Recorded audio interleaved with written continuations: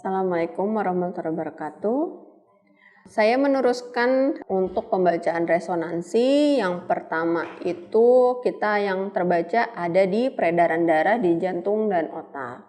Ini ada beberapa macam yang bisa kita lihat, ada kekentalan darah, plak kolesterol, lemak darah, hambatan pembuluh darah, kelenturan pembuluh darah, kebutuhan darah otot jantung, volume darah yang diserap oleh otot jantung, konsumsi oksigen otot jantung, jumlah darah yang dipompa, serta tahanan ejeksi dari bilik kiri jantung, dan ada lagi pasokan darah ke jaringan otak. Nah, di sini saya akan jelaskan satu persatu. Yang untuk kekentalan darah, plak kolesterol biasanya untuk ini dikarenakan kurangnya konsumsi sayur-sayuran dan buah-buahan. Biasanya lebih banyak mengkonsumsi seperti makanan yang berlemak, seperti daging, babat, ayam. Nah, kalau memang mau konsumsi ayam itu jangan yang konsumsi seperti sayap atau pahatnya. Nah, kalau emang mau konsumsi lebih baik yang dada untuk dagingnya yang paling banyak. Nah, di situ tapi kita tidak bisa terus-terusan untuk makan ayam terus dalam seminggu. Misalnya dalam seminggu itu 2 kali cukup. Itu dari situ bisa kekentalan darah sama plak kolesterol muncul. Nah, dari kekentalan darah ini, hambatan pembuluh darah ini biasanya akan muncul stroke. Nah, stroke itu diakibatkan karena adanya hambatan pembuluh darah karena adanya kolesterol yang banyak dan tensi atau hipertensi yang memang tinggi. Jadi tekanan darah pada ibu atau bapak tinggi. Jadi pas saat memompa jantung terus ada kolesterol dan terhambat pembuluh darahnya, akhirnya pecah pembuluh darahnya yang mengakibatkan stroke. Nah, biasanya kalau stroke itu pembuluh darahnya kurang elastis, makanya di sini ada kelenturan pembuluh darah. Nah, kalau misalnya kelenturan pembuluh darahnya kurang, berarti kan cracking gitu. Nah, itu gampang mudah retaknya. Nah, di sini juga ada pasokan darah ke jaringan otak. Kalau misalnya pasokan darah ke jaringan otaknya berkurang, menurun, berarti otaknya akan susah untuk berkonsentrasi. Kedua, gampang mudah lelah, gampang tidurnya, cepat menguap. Seperti itu. Biasanya indikasinya seperti itu untuk pasokan darah ke jaringan otaknya itu bila berkurang. Nah, di sini apa sih tahanan ejeksi dari bilik kiri jantung? Yaitu merupakan indikator kekuatan dari saluran keluar ventrikel atau bilik kiri yang menuju ke jantung. Kalau kekuatan efektif bilik kiri jantung menggambarkan kekuatan kontraksi pada ventrikel kiri jantung untuk memompa darah menuju jantung.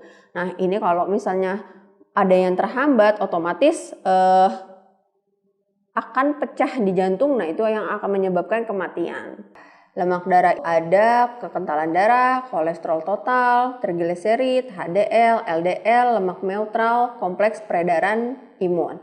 Nah, ini mempengaruhi kekentalan darahnya. Biasanya kalau misalnya terlalu banyak makan yang berlemak, itu darahnya akan kental. Kolesterol totalnya akan tinggi, trigliseridnya juga tinggi, HDL-nya pun akan menurun, LDL-nya pun akan meningkat. Trigliserid, HDL, dan LDL itu apa sih? Kalau untuk trigliserid sama LDL itu adalah lemak jahat yang memang harus di bawah, kadarnya itu di bawah, tidak boleh tinggi, jadi harus rendah. Sedangkan HDL itu lemak baik.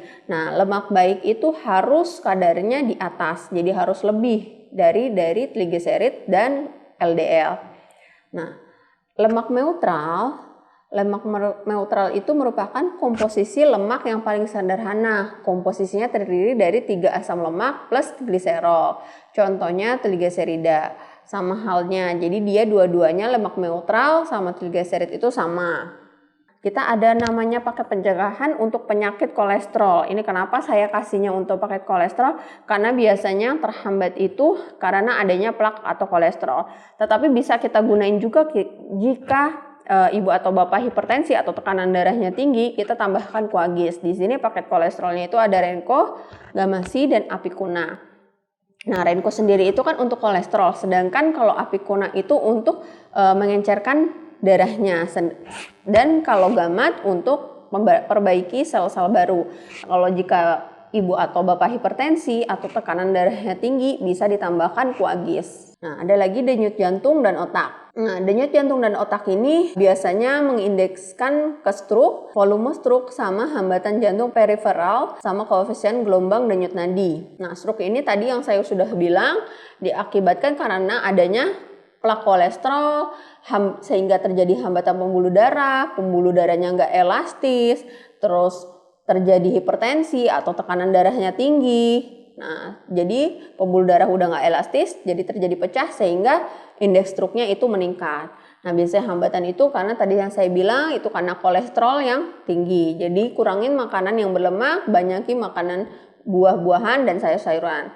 Nah, hambatan jantung periferal itu apa sih? Hambatan yang diberikan oleh arteriola ketika jantung berkontraksi kembali sebelum cukup banyak darah mengalir kembali ke dalam arteriola untuk memulihkan tekanan dalam arteri secara sempurna, di mana ketika jantung berkontraksi darah akan memasuki arteri lebih cepat dibandingkan kecepatan saat meninggalkan arteri, dan pembuluh tersebut akan meregang akibat tekanan itu. Sedangkan koefisien gelombang denyut nadi tergantung pada distensibilitas pembuluh secara rasio ketebalan pembuluh darah dan radius semakin tebal dan kaku. Semakin kecil radius akan semakin tinggi gelombang nadinya. Pendek atau panjangnya gelombang biasanya berhubungan dengan kekuatan denyut nadi. Pada denyut nadi yang kuat biasanya diikuti perubahan tekanan yang tajam, sedangkan denyut nadi yang lemah diikuti perubahan tekanan yang kecil dan lebar. Denyut jantung dan otak ini juga berpengaruh pada saturasi oksigen dalam darah, sehingga biasanya itu yang menyebabkan kita jadi asma. Kalau misalnya saturasi oksigen itu batasannya sekitar 95 sampai 100. Jika sudah di bawah 95 biasanya itu terjadi hipoksia, jadi kekurangan oksigen di jantung dan otak. Nah, itu yang biasanya menyebabkan kita perlu oksigen di dalam tubuh. Jadi harus pakai tabung di oksigen. Terus ada volume oksigen dalam darah di pembuluh darah otak, tekanan oksigen dalam darah di pembuluh darah otak. Nah, ini kita kasihnya pakai pencegahan penyakit stroke. Ada Renco, Gamma-Sigamat, dan Coagis. Nah, Renco itu untuk kolesterolnya, Coagis untuk menurunkan tekanan darahnya, Gamma-Sigamat itu untuk menormalkan pernafasan atau oksigen yang ada dalam darah atau jantung. Selain itu di saraf otak, tadi saya sudah sebutkan ada pasokan darah ke jaringan otak. Jika pasokan darahnya berkurang ke jaringan otaknya, maka akan gampang tidurnya, mudah menguap, susah konsentrasi. Nah, itu biasanya ada stres, istirahatnya juga nggak cukup, banyak makanan yang berlemak, sayur-sayuran dan buah-buahannya kurang. Nah, ini makanya kita harus mengurangi stresnya. Terus juga ada arteri sklerosis pembuluh darah otak, fungsi saraf otak, tingkat sentimen, dan indeks memori. Jika indeks memori kita menurun, maka itu kita gampang lupanya. Biasanya mempengaruhi dari pasokan darah ke jaringan otak gitu. Jadi indeks memori akan menurun. Selain dari usia, itu juga dari pasokan darah juga bisa. Arteri sklerosis pembuluh darah otak itu apa sih? Merupakan penebalan dan pengerasan pembuluh darah arteri otak. Timbulnya arteri sklerosis di otak dapat ditandai dengan nyeri kepala, nyeri wajah, dan menurunnya penglihatan. Makanya di sini penebalan pembuluh darah di otak itu diakibatkan karena stres dan banyaknya makanan yang berlemak. Ini kalau misalnya indeks memorinya kurang, kita bisa kasih apikuna. Di sini apikuna isinya ada herba pegagan yang memang berkhasiat untuk syaraf serta untuk memudahkan konsentrasi sehingga kita tidak mudah gampang lupa. Kita lanjut fungsi saluran pencernaan. Ini biasanya banyak sekali yang bermasalah di fungsi saluran pencernaan. Biasanya ini karena lambung. Misalnya tingkat sekresi pepsinnya itu meningkat, gerakan peristaltik lambungnya itu menurun, penyerapan lambungnya menjadi menurun, peristaltik usus halus juga jadi menurun. Nah, ini biasanya yang menjadi orang bilang itu sakit mah. Jadi asam lambungnya itu meningkat. Nah, ini dikarenakan pada saat sebelum makan itu tidak minum dulu. Jadi harus minum air itu 1 jam sebelum makan. Kedua, kalau misalnya emang makan buah seharusnya di awal. Jadi sebelum kita makan yang berat, kita makan buah dulu. Biar penyerapan vitaminnya itu juga baik di dalam tubuh. Dan ketiga itu makan makanan yang seperti daging atau nasi itu tidak dikunyah dengan baik. Seharusnya kan dikunyah 32-33 kali. Seperti itu. Nah, kalau misalnya makanannya itu tidak dikunyah dengan halus, biasanya gerakan peristaltiknya lambungnya dia akan menurun sih. Karena menurunnya itu kenapa? Karena dia kerjanya itu meningkat. Kerjanya si lambung itu meningkat karena harus mencacah si makanan seperti daging. Jadi makin menurun sehingga penyerapan di lambungnya itu yang seharusnya semua bisa terserap seperti protein jadi tidak terserap semuanya. Akan mempengaruhi di usus halus dan usus besarnya. Nah, ini tingkat sekresi pepsin itu apa? Pepsin adalah salah satu enzim yang dihasilkan oleh kelenjar di lambung dengan bantuan asam lambung.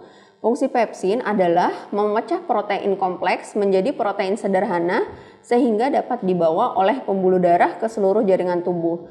Jumlah produksi pepsin sebanding dengan banyaknya asam lambung. Semakin banyaknya pepsin berarti jumlah asam lambung juga banyak, sehingga yang menyebabkan keluhan nyeri ulu hati, gastritis. Dan jika pepsin menurun, maka kadar asam lambungnya juga sedikit. Akibat lambung rentan terkena infeksi seperti virus, kuman, jamur. Karena fungsi asam lambung adalah melapisi mukosa lambung agar terlindungi dari infeksi.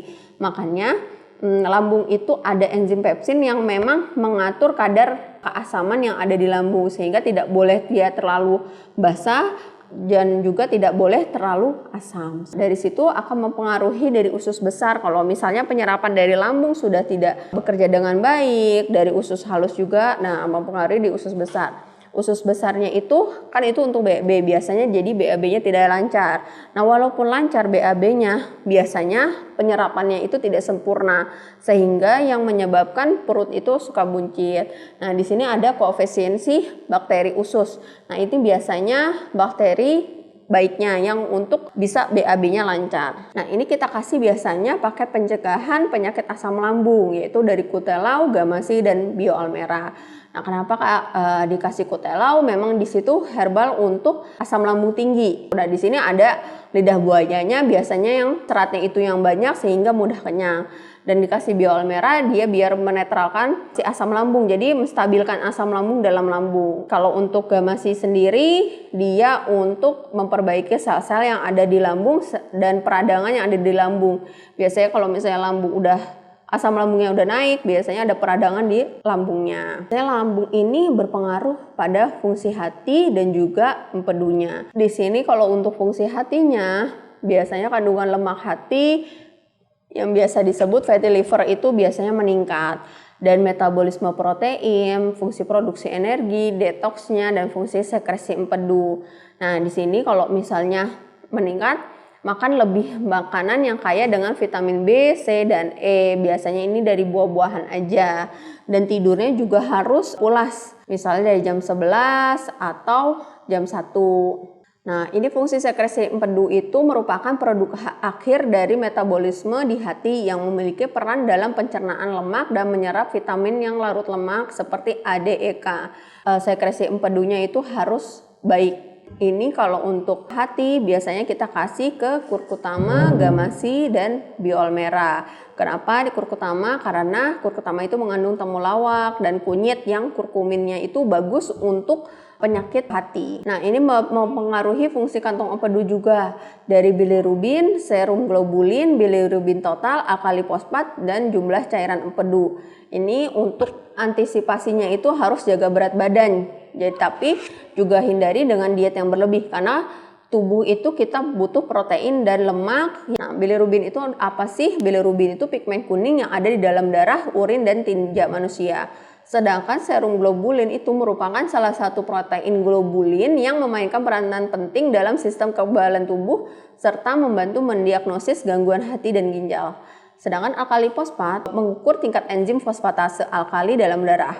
Kenaikan kadar menunjukkan adanya penyakit hati atau tulang. Sehingga kalau misalnya alkali fosfatnya tinggi, berarti di situ sudah terindikasi adanya penyakit hati atau tulang.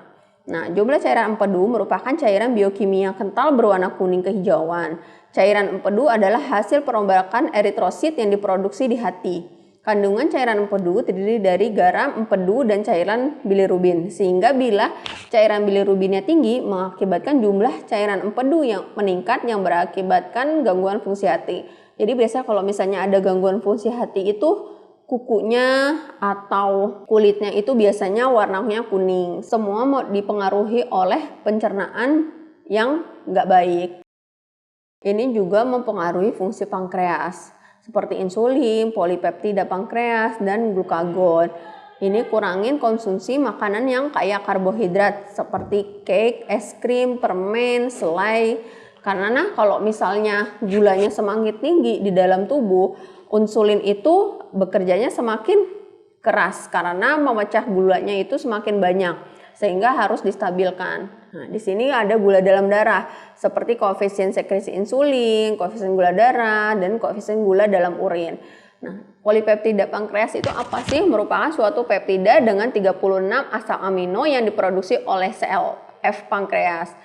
Sekresinya ditingkatkan oleh konsumsi protein, puasa, olahraga, serta hipoglikemia akut. Fungsi PP berkaitan dengan kadar glikogen hati dan sekresi gastrointestinal. Nah, jadi pankreas ini juga dipengaruhi oleh pencernaan yang nggak baik, sehingga kalau misalnya pencernaannya emang udah nggak baik, biasanya akan mempengaruhi si pankreasnya. Asalkan kantong empedu sama fungsi hatinya itu baik. Biasanya kalau udah kena liver itu akan mempengaruhi dari insulinnya sendiri. Hormon glukagon berfungsi untuk meningkatkan kadar gula dalam darah dan memecah cadangan gula dalam hati lalu membawanya ke darah. Kalau misalnya hormon glukagonnya sudah rendah, berarti dia nggak bisa memecah gula dalam darah, sehingga insulinnya yang bekerja juga. Nah, insulinnya kalau sudah lemah-lemah, nah itu yang disebut biasanya diabetes. Nah, koefisien sekresi insulin itu apa sih? Merupakan hormon yang dihasilkan oleh sel beta kelenjar pankreas. Dalam keadaan normal, insulin akan disintesis dan disekresikan ke dalam darah sesuai dengan kebutuhan tubuh untuk regulasi glukosa darah. Insulin akan membawa glukosa dalam darah masuk ke sel-sel target yaitu sel lemak, otot, dan hati untuk melakukan fungsi fisiologisnya sehingga kadarnya dalam darah tidak berlebihan. Apabila sekresi insulin tidak memadai atau kurang, glukosa dalam darah tidak dapat masuk ke dalam sel target sehingga akan terjadi peningkatan kadar glukosa dalam darah. Sehingga si insulin itu harus stabil, jadi dia harus lebih banyak sehingga gulanya itu bisa dipecah oleh insulin. Ada paket pencegahan penyakit diabetesnya yaitu ada mitolikan, bioal merah, gamasi, dan primonoga. Dikasih mitolikan karena memang mitolikan itu khusus untuk diabetes. Sedangkan kalau untuk primonoga biasanya untuk peradangan. Kenapa saya kasih untuk primonoga ini peradangan? Karena biasanya diabetes itu ada dua, diabetes basah dan kering. Di situ ada peradangan kalau misalnya jadi luka sedikit. Itu kalau yang basah susah sembuhnya, makanya dikasih yang primonoga ini dan gamasi gamat. Kalau bioal merah dia untuk menstabilkan si pH yang ada di kulit sehingga virus, bakteri itu tidak mudah masuk.